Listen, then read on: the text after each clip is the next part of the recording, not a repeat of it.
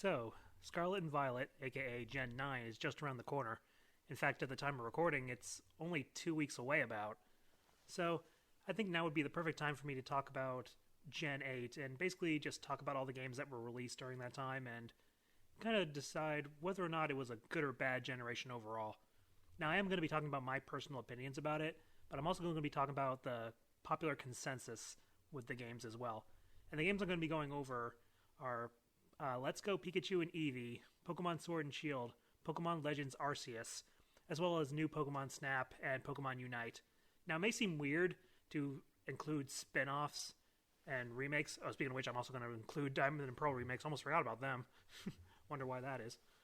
And I think it's important to talk about spin offs and remakes because it also kind of shows, where, other sides of the Pokemon, not just the mainline series.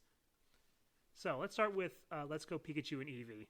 Now, this was the second time they remade Gen 1, the first one being Fire Red, Leaf Green. And the popular consensus was meh.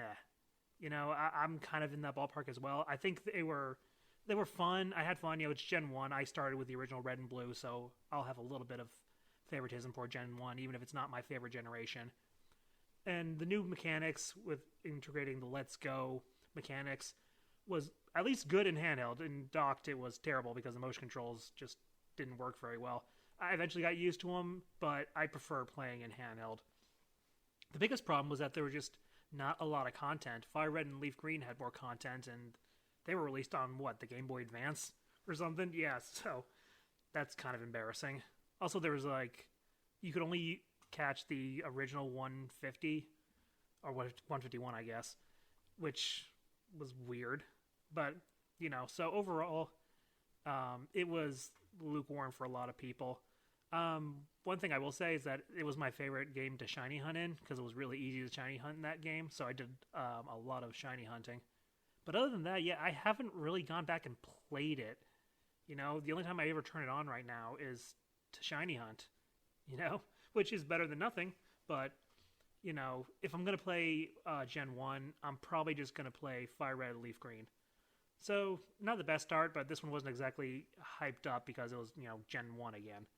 So, now we get to Sword and Shield. What honestly should have been a great game. It was the first ever console mainline Pokemon game that was new, not a remake. But, as I'm sure you all are aware, these games were very divisive. Let's be nice and say divisive. Before they even came out, there's the whole Dexit thing. I don't have time to go over every aspect of these games. I will once I do a retrospective. But, big thing was it didn't look great from a technical standpoint. The gameplay, while having some really nice quality of life features and stuff like that, it was also derived of content.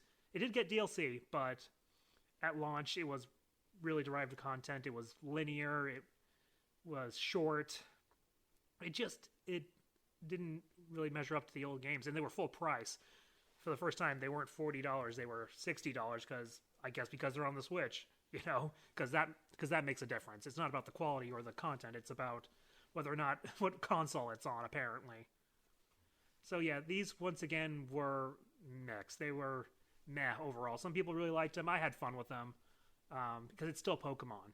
It is. Its formula will always be fun. But I'd be lying if I said it was my favorite. They are not my favorite. They definitely could have been a lot better. Let's hope Scarlet and Violet are a lot better. So that's two kind of mehs right there. Not great. Let's move on to new Pokemon Snap. This was actually a good game. It's Pokemon Snap. It's not like a mainline RPG or anything. But as a sequel to the N64 original, it was really good. Probably one of the best looking, if not the best looking Pokemon game out there, because it wasn't made by Game Freak. It was made by Bandai Namco, I think it was, who actually know what they're doing when it comes to HD development. And I guess they don't rush their games as much. So it looked good. It ran good. It was fun. I thought it was fun. I didn't play it as much as the other games because, Pokemon Snap, there's only so much there for me. But, after Sword and Shield and Let's Go, it was nice to see. Also, I'm including Pokken Tournament because that was just a re-release. It wasn't a new game on the Switch, which is a shame because if I had included it, that'd be another great game to add to this generation. But it was out on the Wii U originally, so I don't count it. But I'm glad they ported it. I'm glad they ported it because that's a really good game and more people should play it. So let's move on to Pokemon Unite. There's not much to say here. It's the most disgusting Pokemon game ever. It's terrible. Its monetization is out of control. It's predatory. It's on the Switch, so a lot of kids will be, exposed to it. I'm not talking about it. It's bad. Hands down bad. That is a bad game. So far we got 2 mez, 1 good, 1 really bad. Let's move on to the Diamond and Pearl remakes. Brilliant Diamond and Shining Pearl, or as they're better known as Broken Diamond, Bug Diamond, and Shipped Early Pearl. Also, Broken Diamond is acceptable. Yeah, these games are not good. They're not as bad as Pokemon Unite, because at least they're not predatory, but they are bad games. As remakes, they're bad, because not only do they not function, especially at launch, they were buggy, and you could softlock your game so many different ways. They don't look good. They don't have. I don't think they have any platinum content. They might have a little, but definitely they were Diamond and Pearl remakes, so there definitely wasn't a lot of platinum content. I didn't even play them. Like right when I saw the reveal trailer, I was like, "Oh, this is not going to be good." I could tell right away. I was like, "Oh, they're not putting a lot of effort into these." I can tell. So I skipped them. But I saw the reviews. I saw people talking about them, and I'm like, "Boy, am I glad I skipped these." I've never been that big of a fan of Gen 4. I think it's overrated, but I feel bad for all the Gen 4 fans because these are ones that they've been waiting for forever. They were memes and everything, and they turned out to be terrible. And now Gen 5 remakes seem more of a threat than anything. But luckily for Gen 4 fans, we got Legends Arceus. Another good game. Probably the most fun I've had with a Pokemon game in a long time. It was just a breath of fresh air. They had new mechanics, but it's still familiar enough to be a Pokemon game. It's one that didn't have to have 2 versions, which, by the way, that whole 2 version thing, I've always said it was a scam. It's now confirmed to be a scam. Because Legend Arceus proved that you can have one Pokemon game and, have a Pokemon game. You can have all the Pokemon in there. You don't need to trade with people. And you can still have a great game. So I'd say stop doing the whole 2-game thing, but Game Freak's never going to do that. If the gaming industry, if they have a scam that works, they're going to keep doing the scam. But one thing about Legend Arceus, though, is that technically it is flawed. A lot of people say it's a good game made poorly, and I would agree with that. It's really fun, but I encountered a ton of glitches while playing the game, none of which were really that game-breaking.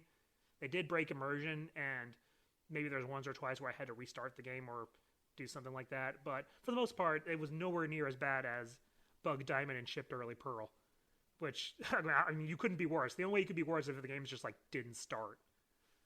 So Legends Arceus, I'd say, is a good game, though. I had a lot of fun with it. A lot of people had a lot of fun with it. And a lot of people were able to look past the technical issues, at least, on this one, more than they did with Sword and Shield, because the game was actually really fun and really good. But there's definitely some flaws. I mean, the Pokedex was really small. It was the smallest since Gen 2, with less than 250 Pokemon in it. So that was a shame. There was no DLC for it. There was some updates, but no real meaty DLC. I mean, even new Pokemon Snap got some free DLC. But whatever. It was obviously a stepping stone for, I guess, the open world elements for Scarlet and Violet, because unlike what we thought, Legends Arceus was not an open world game. But this one apparently is, so Scarlet, I guess this game walked, so hopefully Scarlet and Violet could run. We'll see how it goes. So, that's all the games right there. So how did Gen 8 do? It wasn't great. The best games we got were spin-offs. New Pokemon Snap and Legends Arceus. They were both spin-off titles, and they were the best games we got. We got a really terrible game in Pokemon Unite, just with the monetization and everything. We got 2 meh games, 1 meh remake of Gen 1, and a meh mainline Pokemon game. It wasn't the greatest generation. I feel like Pokemon at this time is really starting to show its laziness.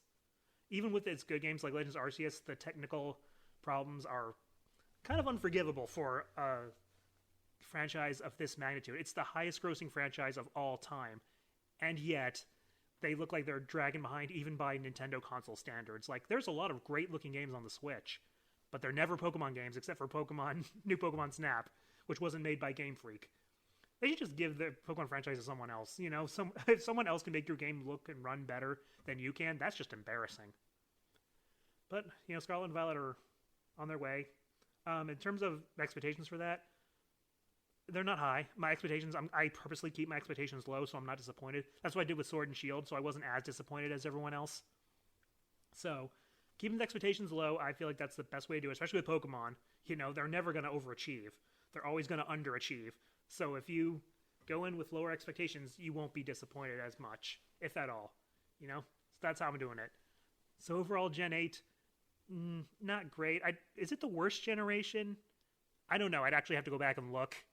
But it's definitely not one I would say is one of the better ones, for sure. But hopefully, some of these games you could argue have opened the door for future games. You never know. So, that's my thought on it. What's your thought on Gen 8? Just let me know in the comments, and I'll see you next time.